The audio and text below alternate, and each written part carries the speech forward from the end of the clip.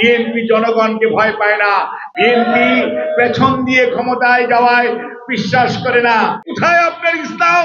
আপনি ইসলামের কথা বলেন, রাস্তায় নামেন না। বিএনপি এত খারাপ।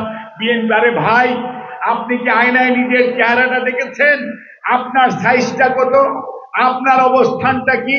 জনগণের মধ্যে আপনার অবস্থান কি? আপনি কি আদৌ কোনোদিন বাংলাদেশের মানুষের দায়িত্ব পাওয়ার মতো তাদের আস্থা অর্জন করতে পেরেছিলেন?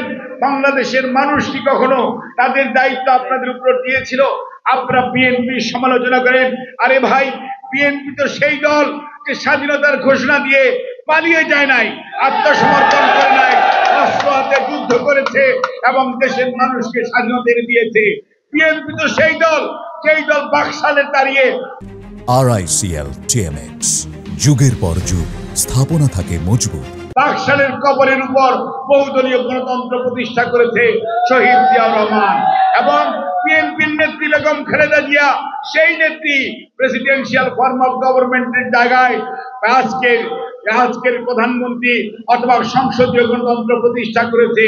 বিএনপি সেই দল যেই দল জনগণের ভোটাধিকার সঠিকভাবে প্রয়োগ করার জন্য তারা নির্দলীয় নিরপেক্ষ তত্ত্বাবধায়ক সরকারের বিধান সংবিধানে সন্নিবেশিত করেছিলেন 1996 সনের ফেব্রুয়ারিতে। আপনাদের মনে থাকার কথা, বিএনপি জনগণকে ভয় পায় না, বিএনপি জনগণকে নিয়ে চলার দল। বিএনপি পেছন দিয়ে ক্ষমতায় যাওয়ায় বিশ্বাস করে না।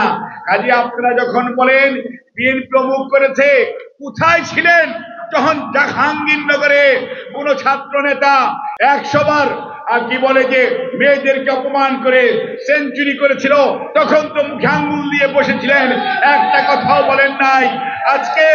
আজকে গাজায় হাজার হাজার মানুষ, 62,000 মানুষকে ইসরায়েল মেরেছে। কোথায় আপনার ইসলাম? আপনি ইসলামের কথা বলেন, রাস্তায় নামেন না, পুরো একটা কর্মসূচি গ্রহণ করেন না।